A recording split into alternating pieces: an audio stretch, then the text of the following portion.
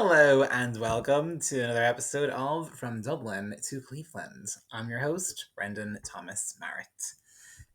Again, from the intro, you can probably all realize Logan is still in absentia. He's abandoned us so he can witness to the great unwashed on some obscure island off the coast of mainland USA.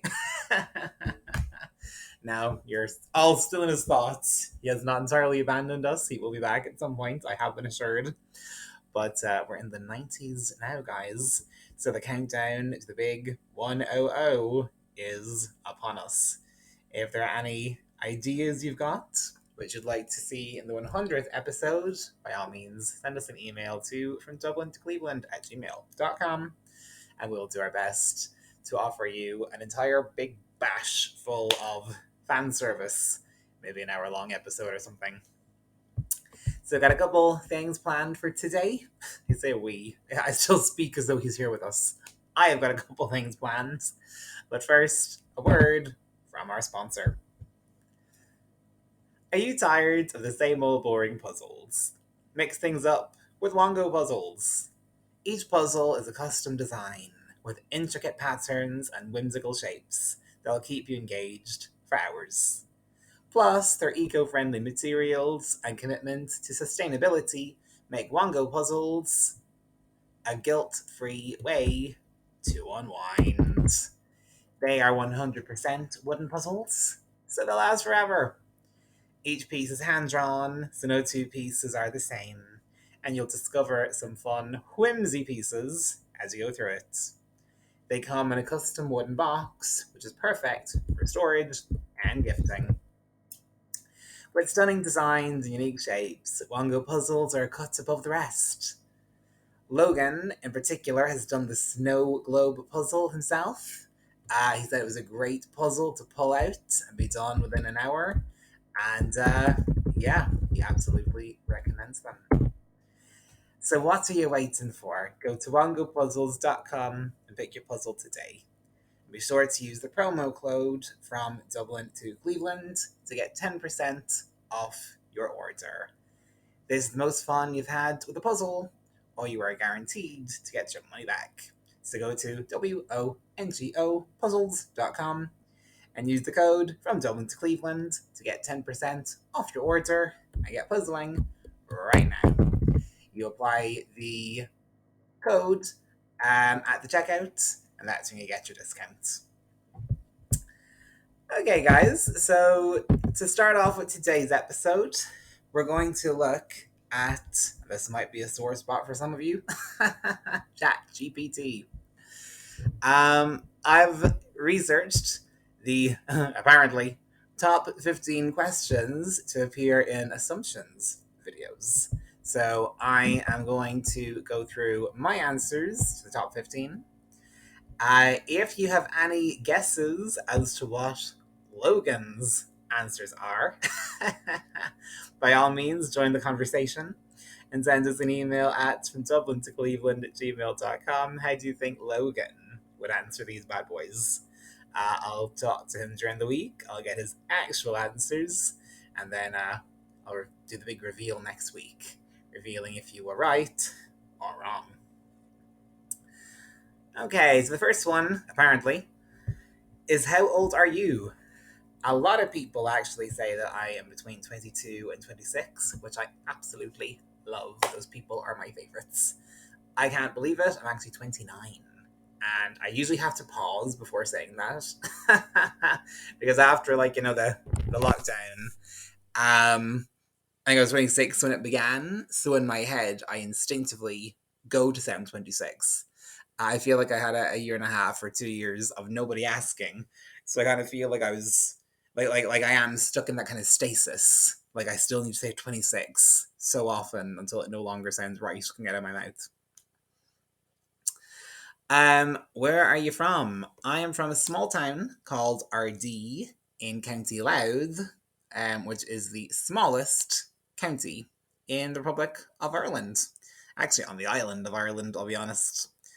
So Ardee in Irish, or Oscuelga, is called Oha Urdia, in County Louth is Contelu.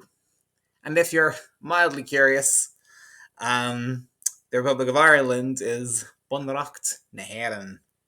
So Tommy in Agoni, in Aha Erdia, in Contelu, in Bunracht na Héireann. That is my address, Oswego. What is your relationship status? Single and looking to mingle, and that's okay. The Lord's got everything lined up. He's got his date secure and enjoying the season of singleness, you know?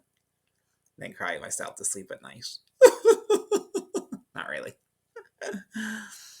What's he do for a living? Wow.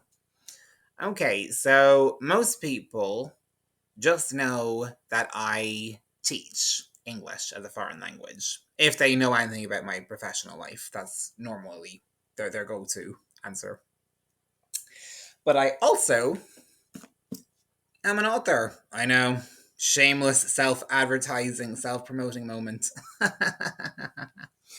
Almost every day, I will carve out time to write. I've already published the first installment in a series called the Triumvirate series. It's called The Ghost of the Unsaid, the Panopticon. I know some Christians are a bit hesitant to buy the book when they saw the word ghost. They were like, yeah, the occult. It's not that kind of ghost. It's a psychological ghost regarding the breakdown of communication, how it transfers in the opening pages from the family unit onto a worldwide or global level and then even intergalactic. I'll just read you a little blurb, might possibly entice you. When Benjamin, I just love that name, providentially enters Angoria, he discovers a world usurped by a 1-to-1 scale replica of itself, subdivided by blockades, where every movement is carefully scrutinized from the skies by the fear. Its people are quarantined within a global prison of observation by 3 unseen oligarchs who are purportedly deterring the rise of a global apocalyptic threat. At least that's the excuse they go with. Benjamin wonders if Angoria's plight might just offer him a chance of finding redemption for his role in the incident. But his presence might just herald its final death knell. According to an ancient prophecy, the triumvirate are coming. 3 nameless, faceless killing machines bred for war, whose sole purpose is to bring about the end of days. This is not a tale about good conquering evil, protagonists finding true love, victims forgiving offenders, or virtue being rewarded. This is a story about the fine line between destiny, self-preservation, and revenge. So he's an emotionally inarticulate, psychologically crippled teenager. He finds himself contending a whole host of foes. Some who think he might be the chosen one, some who think he might be the Dark Lord, or even the pretender who leads the world astray. So it's a mystery series. So I've almost finished its direct sequel, and even the sequel after that. I probably should have finished and already published one of them already, but I kind of had an idea in my head of what the second book would be, and then said this actually makes no sense whatsoever. So I swapped the order there not so very long ago. So yeah, teaching, it's all right. It's fine. It's fun, but writing's definitely my passion. Okay, what's your hobbies or interests? My hobbies. This might sound like a a real author kind of answer, but I do love walking and traveling. I was just going for long walks, just photographing, beautiful forests and trees or rivers or lakes. Could be hiking up mountains and just taking photographs of the views, traveling to other countries, which when you live in Europe is ridiculously easy. Because like every hour or two is basically another country to your north, to south, right, and left. It's wonderful, and they're all so different. They all have such beautiful and unique, wonderful things to offer. So yeah, I love exploring, getting a sense of different cultures, going to all their museums, all their real touristy areas, their real historical areas, even from thousands of years ago. We've got buildings up and down the length and breadth of this continent that are older than some countries on the earth. It's wonderful. Ooh, do you have any pets? I have never in my life had a pet, actually. My brother has three goldfish. I don't know if that counts. Maybe it does. But for myself, no. I mean, I like looking at animals. I've commonly drawn animals before.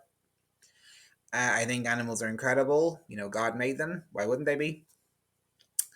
But actually, in terms of actually owning one, being responsible for it, um, certain limitations that would put on the current rhythm of my life, no, got no interest.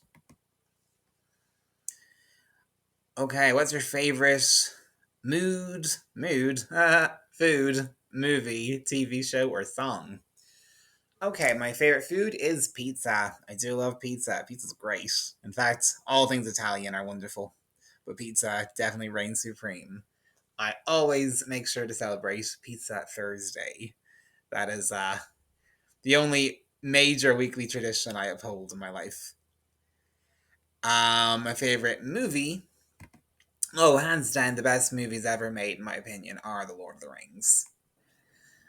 I mean, The Lord of the Rings has all the main tropes that have always made medieval European folklore and stories so successful.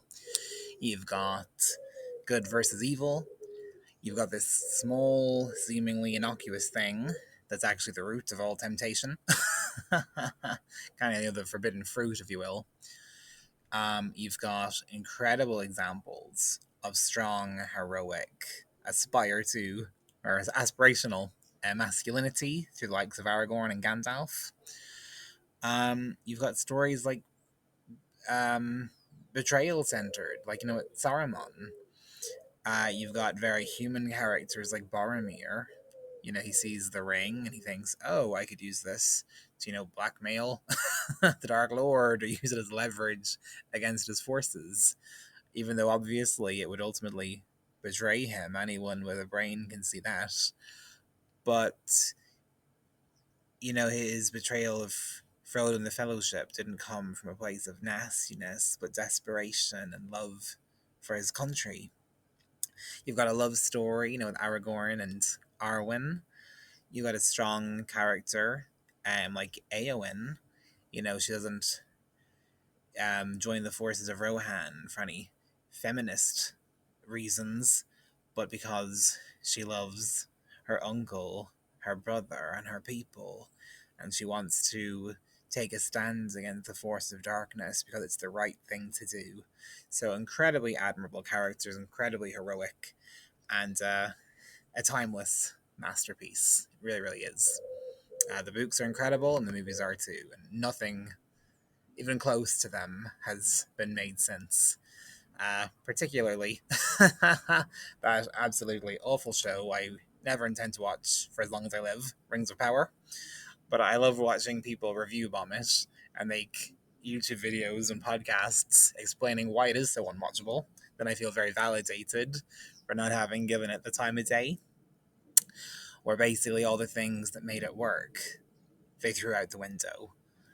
The medieval, Western European roots that the story has, they basically um, forsook in place of leftist Californian uh, culture war doctrine ideology. And that's why it's a total flop. $1 billion down the drain. Serves them right. Oh, favorite TV show. My favorite TV show of all time is Buffy the Vampire Slayer. A truly great story of good versus evil. And as a teenager, Desperate Housewives, class. Brie Vandekamp, my kind of woman. At the moment, The Chosen. Yeah, wow. Showing Jesus' interaction with people and their interaction with him. It's special. It's unlike anything else I'd ever seen. And my favorite song at the moment.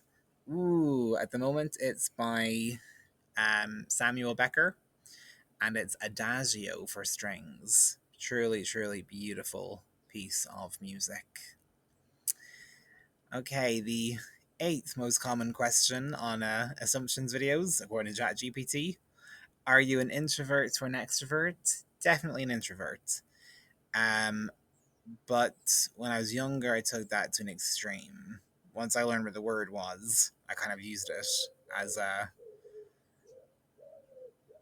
an identifier of myself on the most inherent level. That was ridiculous. I ended up making my life much smaller than it ever had to be. But rather, while being introverted, there are moments when you have to rise to the occasion, come out of your shell, and your personality type is just inconvenient. And you have to stretch to accommodate the people in your world. Like the Apostle Paul said, be all people to all people. So there are times I can be extroverted too. Okay, the ninth one. What is your biggest fear? I try not to be afraid, but I suppose a big concern that I sometimes have will be, looking back towards the end of my life and realizing I haven't won many people for Jesus, or I haven't made people's lives better in a way that actually mattered. Um, but I suppose if it was a fear, it would probably cripple me.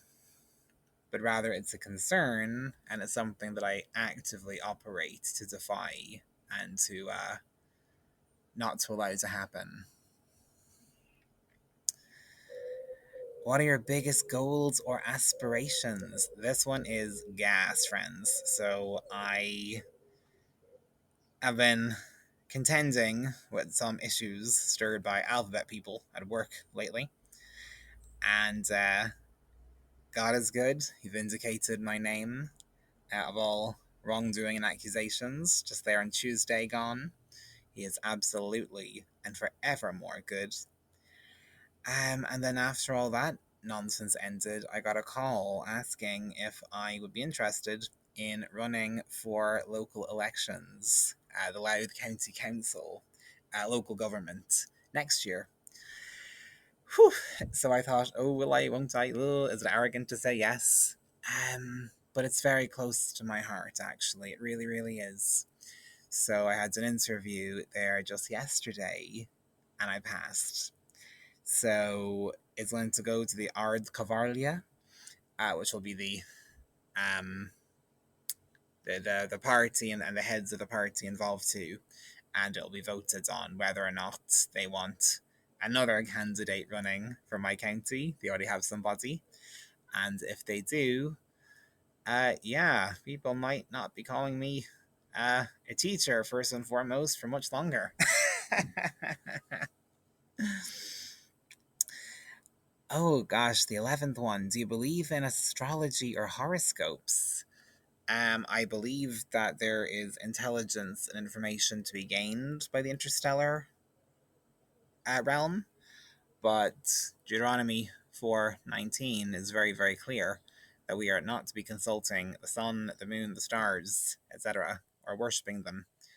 The forces of heaven are off limits in that respect. All revelation should come from God and not from anything else, because obviously the powers, authorities, and principalities of the dark world rule from there as demonic kings and queens, and they've never met a human being that they like. In fact, they despise you, even their most loyal servants.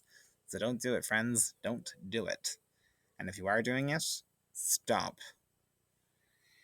Have you ever been in a serious relationship? Yes, with Jesus Christ. It's ongoing. What's your favorite thing about yourself? Oh, stop the lights. I don't know. I suppose Christ in me is the best part of me, so yeah, him. And the fruit of Holy Spirit operating within me. Left to my own devices, I don't think I'm that great a guy. Do you have any siblings? Yes, I have an older sister who lives in Madrid, in Spain. She works for American Express. And I've got a younger brother who lives with me, and he is soon going to be a soldier boy, one of the Irish Defence Forces. And what's your favourite memory from childhood? I fought a lot when I was a child in karate competitions and participated in a lot of writing competitions too. So, almost on a weekly basis, medals, trophies, and plaques were coming through the door, um, wrapped very, very tightly in my arms. So, I suppose, yeah, being a champion is a good feeling. All right, guys. So they are the top 15 assumptions questions on YouTube videos. Again, please share your thoughts at from Dublin to Cleveland at gmail.com what you think Logan's answers will be, and I'll compare your guesses, your assumptions, with his answers next week. And also, I'd love to hear your thoughts and your answers on a more personal level for each of those 15 too.